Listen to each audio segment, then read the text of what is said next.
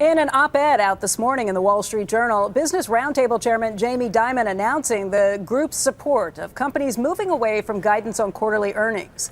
While this isn't a new idea from the JP Morgan chief executive, the backing of the Business Roundtable and big financial names like Warren Buffett brings a new twist to all of this, and a lot more heft, too. Joining us right now is Berkshire Hathaway's chairman and CEO, Warren Buffett, and JP Morgan Chase chairman and CEO, Jamie Dimon, who is also the chairman of the Business Roundtable. And gentlemen, welcome to both of you.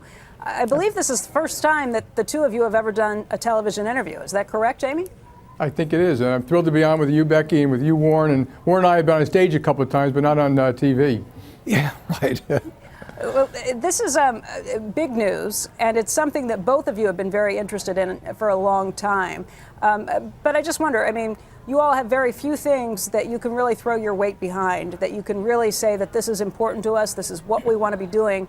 Jamie, why this subject matter? Why is this such an important move? Yeah, so, you know, America, the largest companies in America are owned by literally 100 million people, including veterans, retirees, teachers. You know, we all feel a tremendous obligation to deliver in the long run, to build great companies, and that therefore corporate governance is important.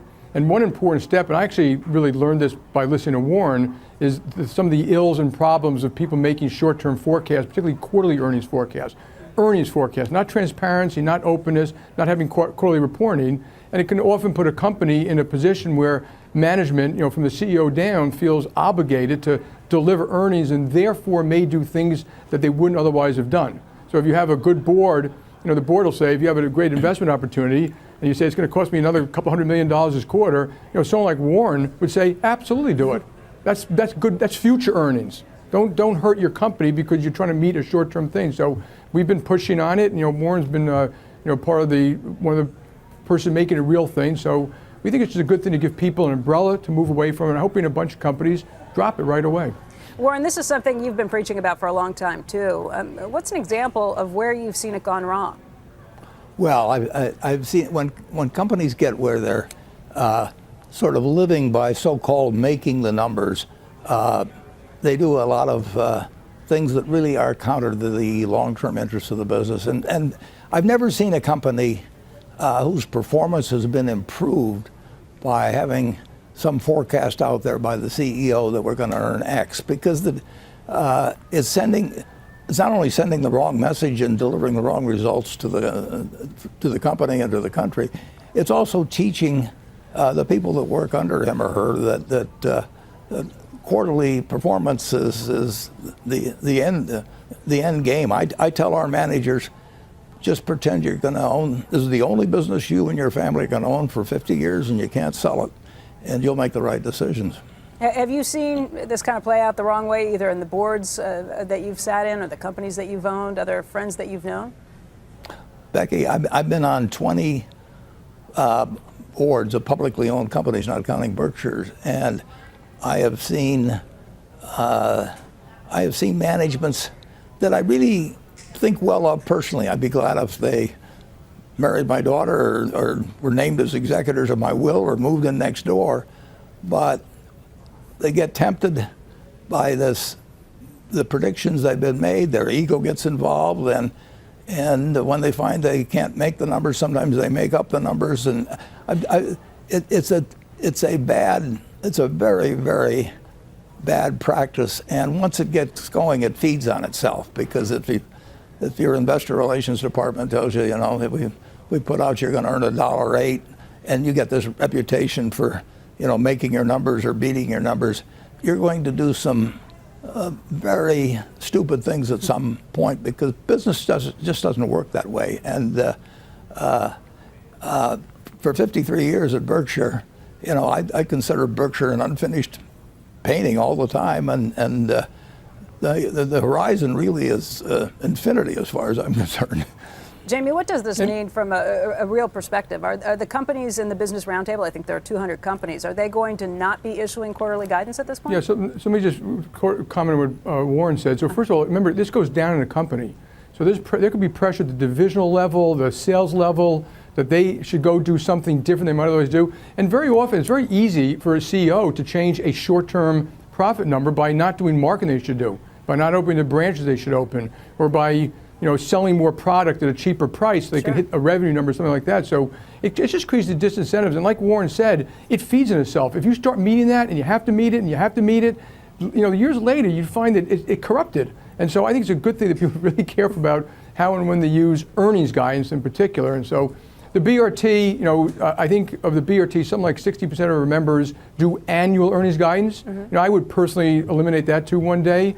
And so something like only 20% plus or minus do quarterly. But this is the first step to try to get people to focus in the long run. I should also say, by the way, most of these companies, they're pretty good at focusing in the long run too, in terms of R&D and capital expenditures. This is just one case that we think we should go another step to improve the governance of corporate America. Well, Jamie, let me ask you, you mentioned that it's up to a CEO's discretion to be able to do this. If you wanted to, how could you change the numbers at JP Morgan to try and do this if you were more focused on short term? Well, you can change interest rate exposure by making a phone call and do some swaps and add hundreds of millions of dollars of revenue. You can cut marketing. A lot of people cut marketing because that's one of the easiest things to cut. Right. You can reduce, you can pay people less. I say it's like airplane maintenance. You can reduce airplane maintenance, but that's a really bad idea. And so, people shouldn't be doing those Tell things. me if you're doing that anyplace. Well, that's kind of what it is. You're doing, you don't have to build a new data center. Well, you should build the new systems you need. You should do the R&D you need and explain it to your shareholders and your board. And of course, some of the CEOs will say it's the buy side, the sell side that we put pressure. But I'm trying to say to people, be free to drop it. You'll be okay. Companies have done it. The good, smart shareholders don't mind. You have the best shareholder in the world sitting right on this TV telling you it's better. He prefers it. He does want to hear how you're doing, how you're thinking about the future, what you're investing in. But he knows that quarterly earnings, they're a function of the weather, commodity prices, volumes, competitor pricing, and you don't really control that as a CEO. Sometimes you're just kind of like the cork in the ocean. But do the right thing anyway, and you're going to be fine in the long run. Warren, what do you want to hear from companies in terms of guidance and what they tell you and what they don't, so that it doesn't put those artificial constraints on them? Well, I want to hear from them what I would hear if I were their sole partner in a business, and they were the operating partner, and I was a person that did not spend day to day at the business, but had a significant part of my net worth in it, and they would tell me periodically the things that were important to me, and they would tell me the upside possibilities, the downside possibilities, where they were investing ahead of time, and things that might pay off in a few years, and I would want them to run it like we were going to be partners for 50 years and neither one of us could sell, and keep me informed, and don't worry about what we earn today or in the next week. What's magic about a quarter? We're in businesses for a very long period of time, and we happen to be in the insurance business, and believe me, you can report any number you want in an insurance company for a while. So if you tell me I'm going to be shot unless I come up with earnings of X carried out to 8 decimal places in the next quarter, believe me, I can come up with that, and the auditors will stamp it as okay. I know better than to ask either of you for any sort of quarterly earnings guidance from your companies, but I will ask you to forecast this, the economy, because you both have a pretty good idea of what's been happening. Jamie, just this week, you said that you think we're only in the 6th inning when it comes to the economy. What does that mean, and what are you seeing? Yeah, so if you look at how the table's set, the consumers are in very good shape. Their balance sheet, their incomes, wages are going up. Their debt levels are low. All the credit written since the Great Recession is pristine, whether it's mortgage credit, other than student lending, which is done by the government, but it's mortgage credit, small business credit, large corporate credit. Business sentiment is almost the highest level it's ever been. Consumer sentiment is the highest levels. Markets are wide open. Housing's in short supply. And my guess is mortgage credit will expand a little bit, not going back to subprime. So it looks pretty good. And the way I look at it, there is nothing that's a real pothole there. We don't have the leverage we had in 2007. Sure. So maybe, while it's been a 9-year recovery, it's been only 20%. And an average recovery would have been like 40% growth over more like a 7 or 8 year period. So the slack is being pulled up, and it may very well be it's just a very long kind of delayed cycle.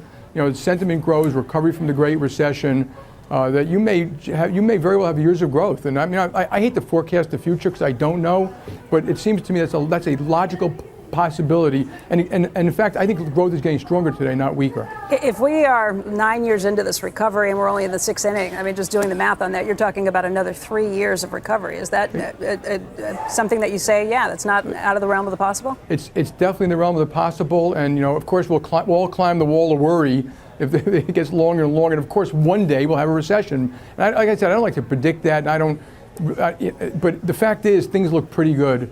And also, we have also additional stimulus coming from, tax reform and other budget issues. So I think, yes, you can have growth. And people don't want to see it. It's been a long time, so it's almost like we're too afraid to say it out loud. Yeah. Warren, how about you? What's the economy look like from where you sit? Well, right now, there's no question that it's feeling strong. I mean, if we're in the sixth inning, we have our sluggers coming to bat right now, number 3, 4, and 5 in the lineup. Business is good. I'm no good at predicting out 2 or 3 or 5 years from now. Although I will say this: there's no question in my mind that America is going to be far ahead of where we are now, 10, 20, and 30 years from now.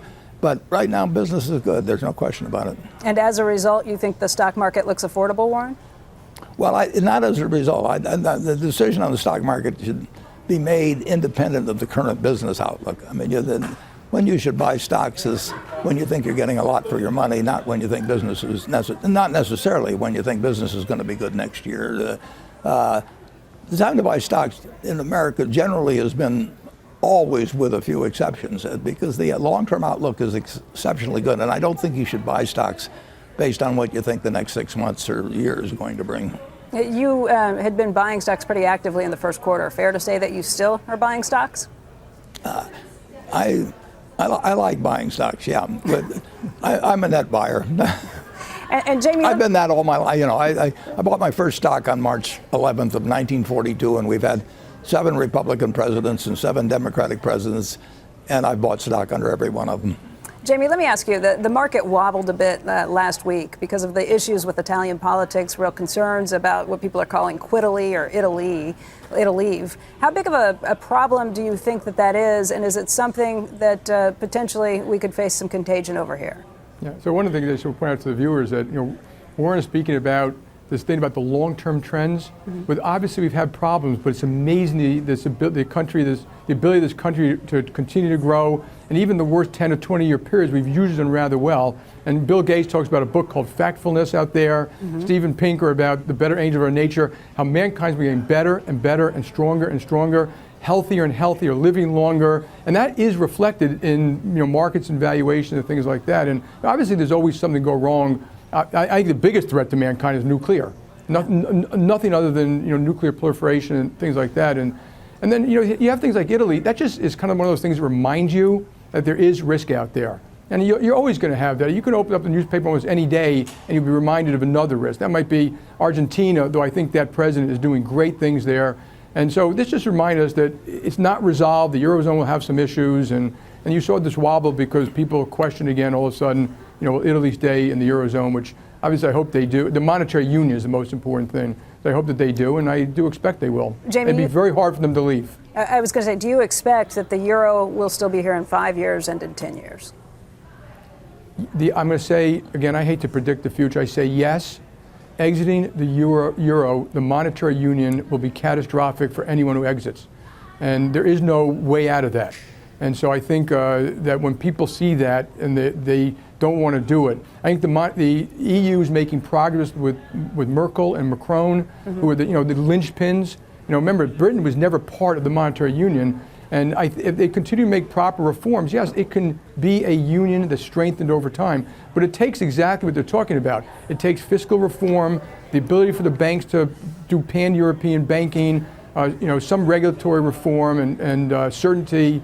Some common, now they have to deal with certain issues, how they deal with the budget issues among the countries, but it's in everyone's interest that the European Union continue on that path, because the other path is really not a good one. Right. Warren, if you had to pick a side, if you were forced to take a bet on this, would you bet that the euro is here in 10 years? Yeah, I would bet it, but I don't consider myself an expert on it by any means, but sure, I'd bet on it.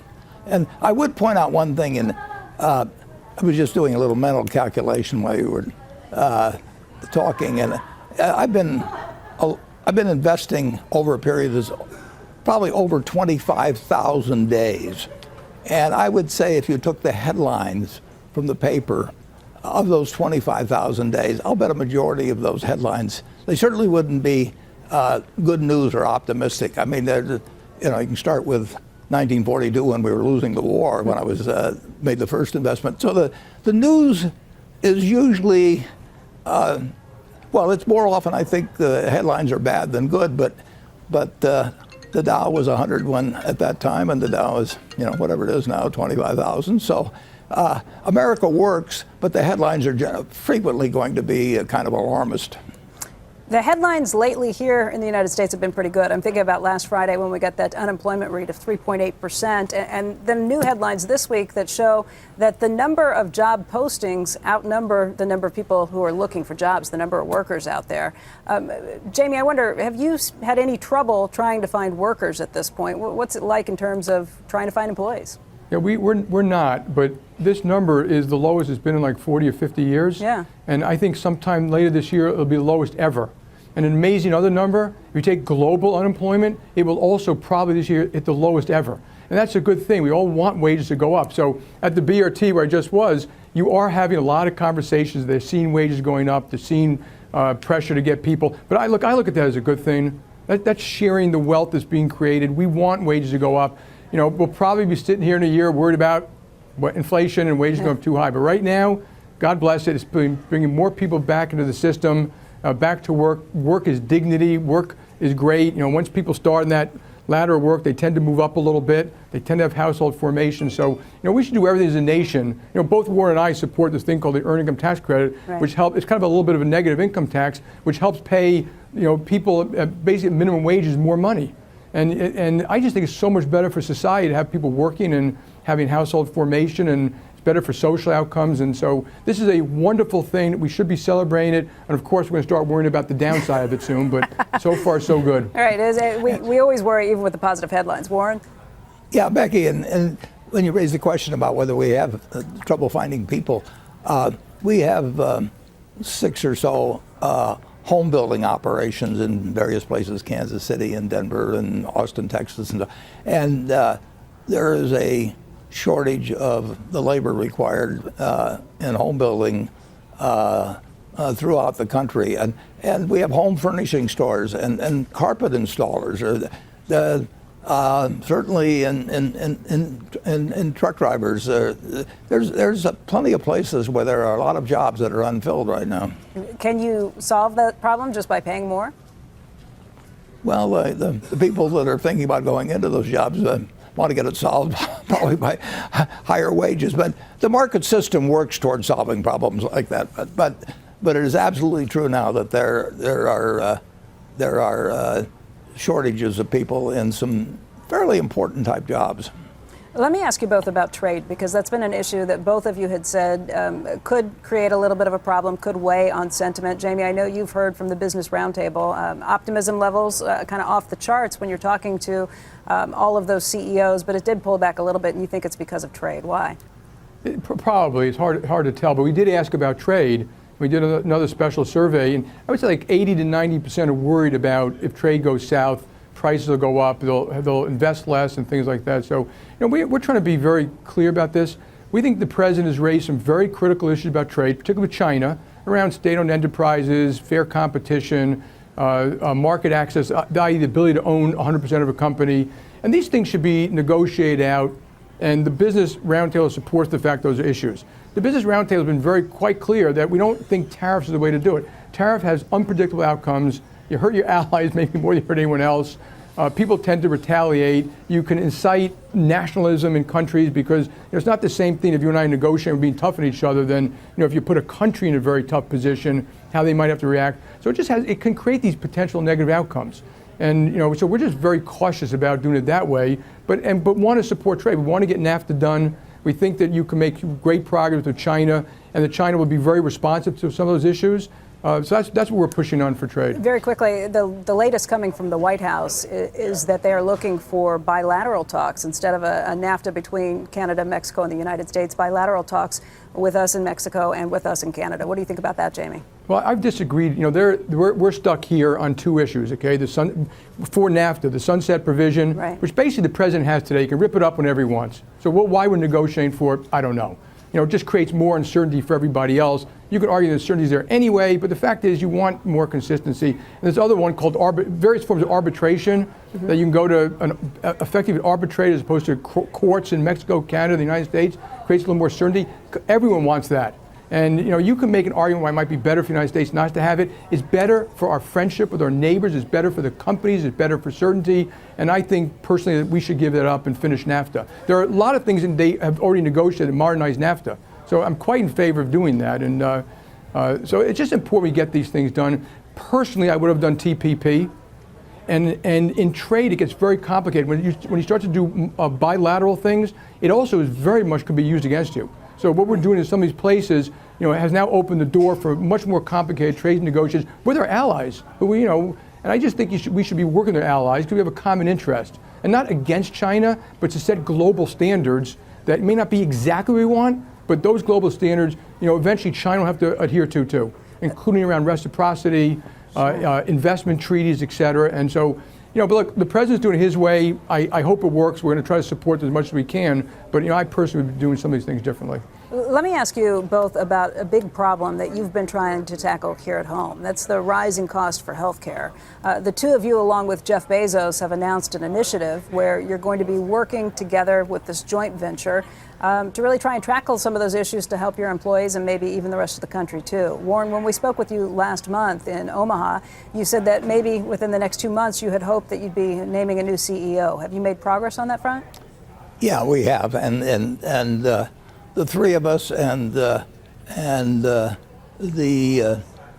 new CEO we've basically reached agreement. So we're just tidying up a couple of things, but we should have an announcement on that matter within maybe 2 weeks at the outside. But the work has been done, and we have the right CEO, and I'm very enthused about it. I know Jamie and Jeff are too. Jamie, you've met this new CEO too?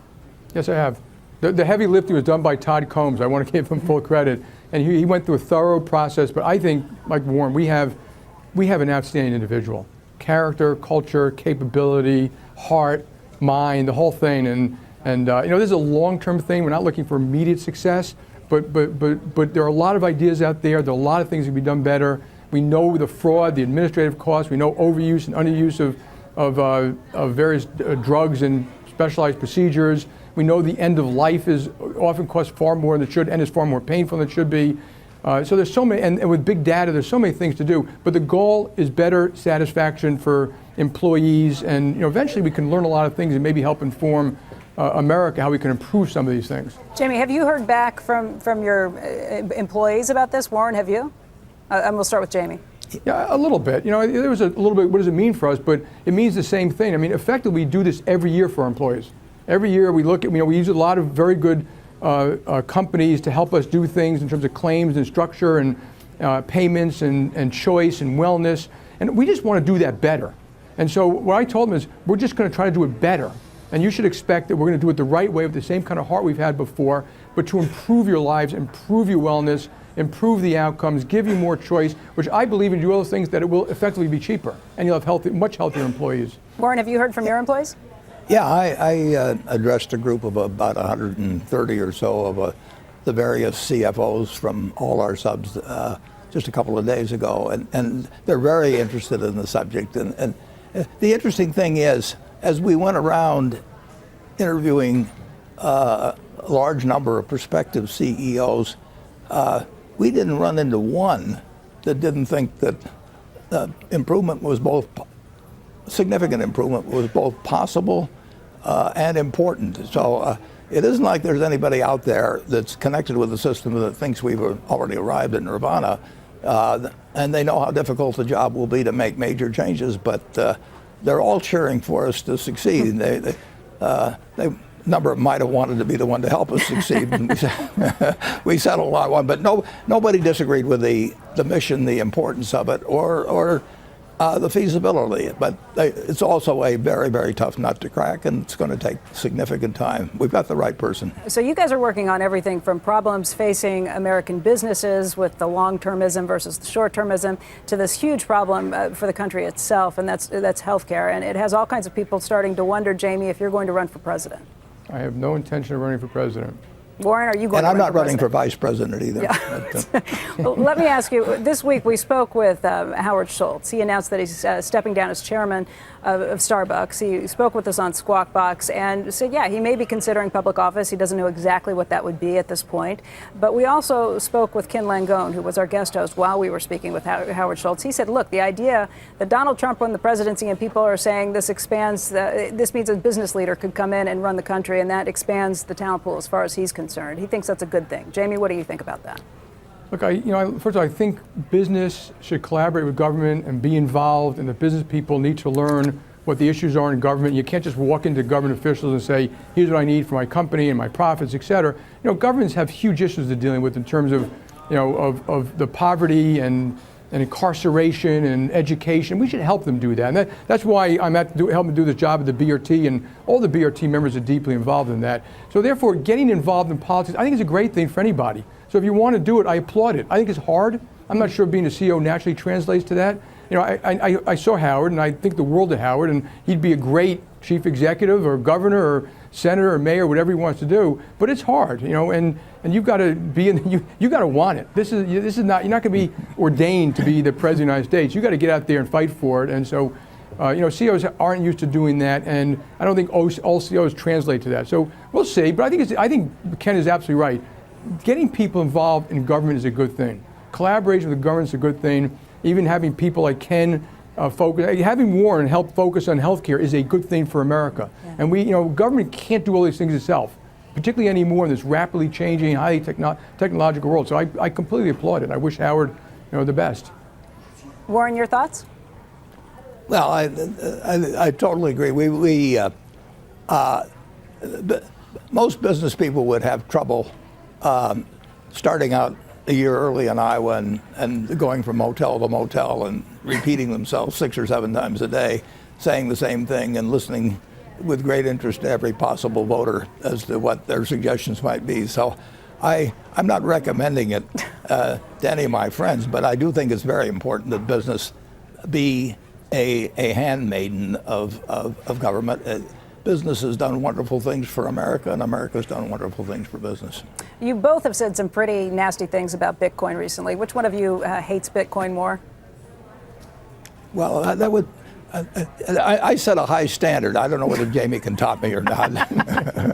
I don't want to be the Bitcoin spokesman. Just beware. Beware. And Warren, very quickly before we let you go, we'd heard about the Uber deal. We talked with Dara Khosrowshahi about that, and I know you had said that report was correct out there. Just wondered if there's anything you could add to that, the talks came and went. Dara said he'd love to have you involved with something down the road. Any chance of that?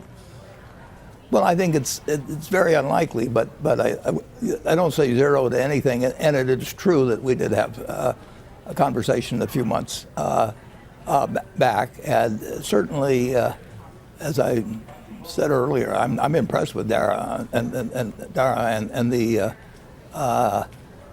we just didn't quite come to terms, but that's not a unique experience at Berkshire. Yeah. Warren, Jamie, I just want to thank you both very much for your time. We appreciate the efforts of what you're doing, both with healthcare and with the long-term approach that you'd like people to be taking with companies. We really appreciate your time talking about this today. Becky, Thanks, Warren, Becky. Thank you. I enjoyed it. Okay, great. Thank you both. You guys, thank you. That was excellent. And even though you're in different states and far away, that was amazing. You played together so well. Yeah, it really did. So thank you. Hey, Warren, thank you very much, both for the inspiration and for joining this, and hopefully we'll make things a little bit better. I'm with you 100% on this, and even though you threw some deserved bouquets towards Todd, I will tell you that Jamie has participated in a significant way, Becky. His heart is in it as well as his mind. Well, I'm excited. I can't wait to hear who the CEO is. Thank you for teasing us. Okay. Yeah. Okay, thanks, it won't guys. be long. Okay. Thank you. Take care. Bye-bye. Hey there, thanks for checking out CNBC on YouTube. Be sure to subscribe to stay up to date on all of the day's biggest stories. You can also click on any of the videos around me to watch the latest from CNBC. Thanks for watching.